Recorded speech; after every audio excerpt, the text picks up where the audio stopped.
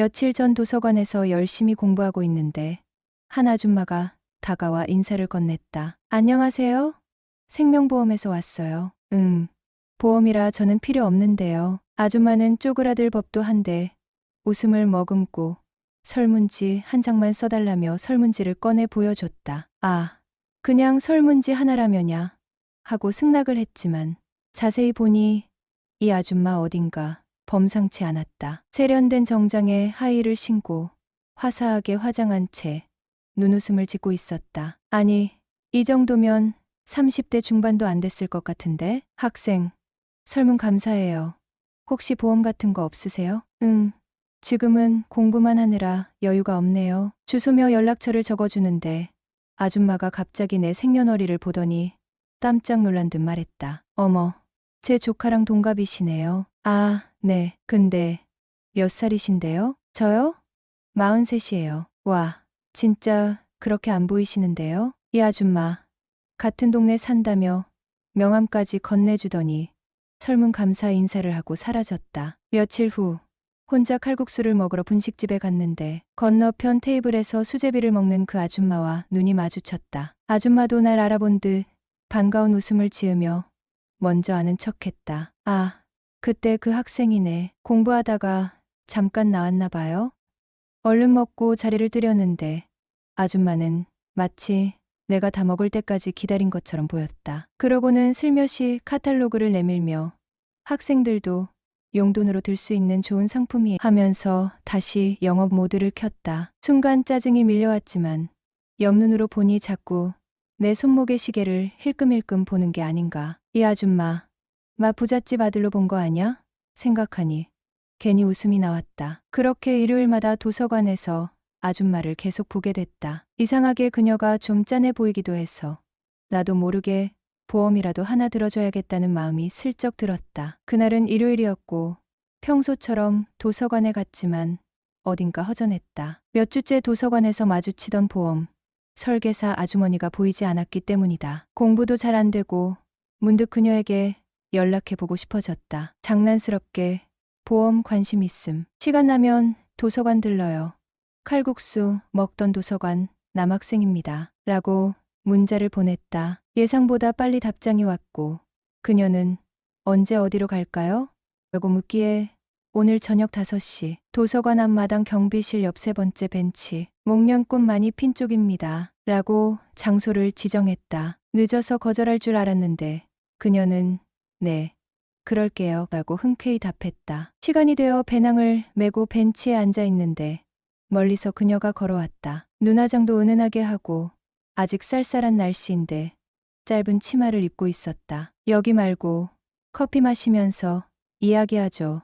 라고 말하며 그녀는 근처 작은 다방 같은 커피숍으로 나를 안내했다. 우리는 커피를 마시며 이런저런 이야기를 나눴다. 그녀는 실적이 저조의 회사를 계속 다닐 수 있을지 걱정하고 있었다. 아는 사람도 적고 영업이 어렵다고 말했다. 그럼 남편은 뭐 하시나요? 라고 농담 삼아 물었지만 그녀는 말없이 웃기만 했다. 마음이 쓰여서 가벼운 상해보험이라도 하나 들어주기로 했다. 보험 든 기념으로 저녁 아니 술 한 잔 사주세요 라고 제안하니 그녀는 살짝 망설이다가 환하게 웃으며 좋아요 라고 했다. 우리는 시장통 부대찌개집에 들어갔고 소주 한 병을 시켰다. 그녀는 처음에는 술을 안 마신다고 했지만 내 강요에 소주 잔을 들었다. 몇 잔 마신 그녀의 얼굴은 금세 붉게 물들었고 조명 아래 그녀가 다소곳하게 앉아있는 모습이 어딘가 이성적으로 다가왔다. 웬 술을 그렇게 마셔요? 라는 그녀의 말에 원래 술자리는 이렇게 먹어야죠.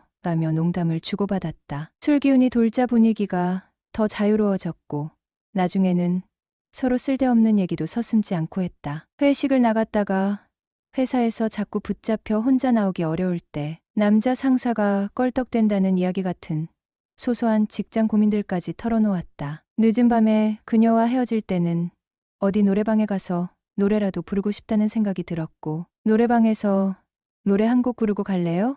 라고 물어보았다. 그녀는 주저했지만 결국 딱 1시간만이라며 따라왔다. 노래방에서 처음에는 내가 몇 곡 부르고 있었는데 어느새 그녀가 마이크를 잡고 신나게 노래하며 춤을 추기 시작했다. 평소 도서관에서 보던 모습과는 사뭇 다른 자유롭고 활기찬 모습이었다. 사이키 조명 아래에서 노래하며 탬버린을 치는 그녀의 모습이 참 사랑스러웠다. 순간적으로 그녀를 살짝 안아보았지만 그녀는 신경 쓰지 않는 듯 노래에만 집중했다. 그날 밤 집으로 돌아가는 길에 이 여운이 쉽게 가시지 않았다. 그리고 며칠 후 친구와 술을 마시고 난 후 외롭고 허전한 마음에 다시 그녀에게 전화를 걸었다. 여보세요?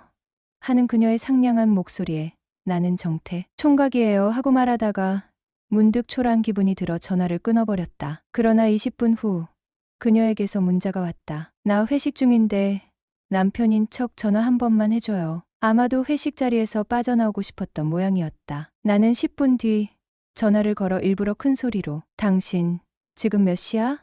그렇게 할 거면 때려치워라고 소리쳤다. 옆에서 들리는 사람들의 웃음소리와 웅성거림이 느껴졌다. 그녀는 알았어요. 지금 갈게요. 라며 급히 전화를 끊었다. 그리고 얼마 지나지 않아 도서관 앞 벤치에서 그녀를 만났다. 많이 취한 것 같았지만 그녀는 나를 보며 고맙다며 웃었다. 기왕 나온 김에 한 잔 더 해요라고 했지만 그녀는 안 돼요 라며 거절했다. 하지만 그런 기분 전환이라도 하게 노래방 가요라고 제안하자 잠시 망설이더니 딱 1시간만 일하며 따라왔다. 노래방에서 그녀는 이미 꽤 취해 있었고 그날은 전과 달리 술을 마시며 사는 게 참 힘들다라고 몇 번이나 중얼거렸다. 캔맥주를 마시며 우리는 부드럽게 부비부비를 추었고 어느덧 시간이 지나 그녀는 많이 지쳐 보였다. 나가려는 그녀에게 이 시간에 택시도 없고 그냥 누님 집에서 맥주나 한 잔 더 하죠라고 조심스럽게 말했다. 그녀는 잠시 망설이더니 그럼 우리 집 가서 딱 1시간만 있다 가는 거다라고 허락했다. 길을 따라 그녀의 집에 도착하자 좁은 방과 작은 거실이 보였다. 혼자 산다고 했다. 집안은 아늑하고 깨끗했지만 그녀의 눈빛은 쓸쓸해 보였다. 우리는 맥주를 마시며 이야기를 나눴다. 그녀는 5살 난 딸이 보고 싶다며 눈물을 글썽이기도 했고 너 가야지.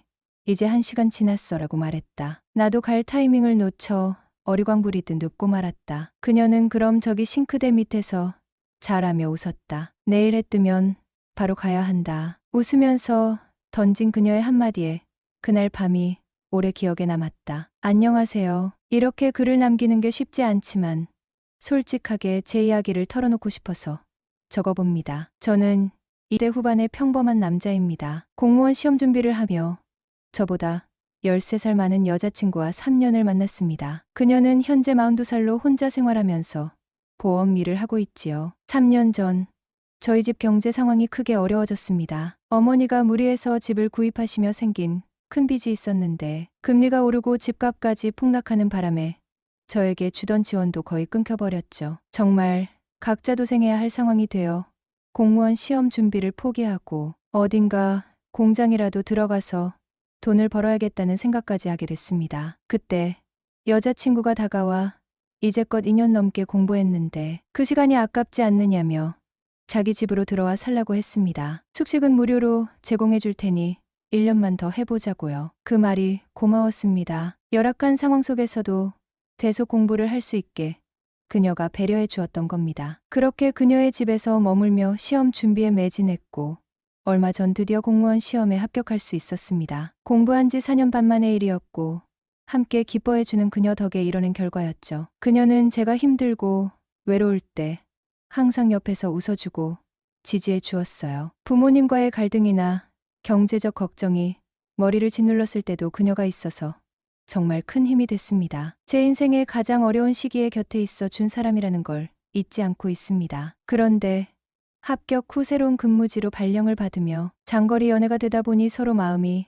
조금씩 멀어지는 걸 느낍니다. 저는 새로운 환경에 적응하느라 바빠지고 서로 만나는 횟수도 줄어들다 보니 애정도 예전처럼 뜨겁지 않고요. 지금 상황에서 그녀에게 이별을 제안하면 제게 헌신해준 사람에게 너무 큰 상처를 주는 건 아닌지 제가 나쁜 사람처럼 보일까 두렵습니다. 이 관계를 아름답게 마무리할 수 있을지 고민이 깊어집니다. 상대방이 제게 주었던 고마움을 존중하면서도 진심으로 서로의 행복을 생각하는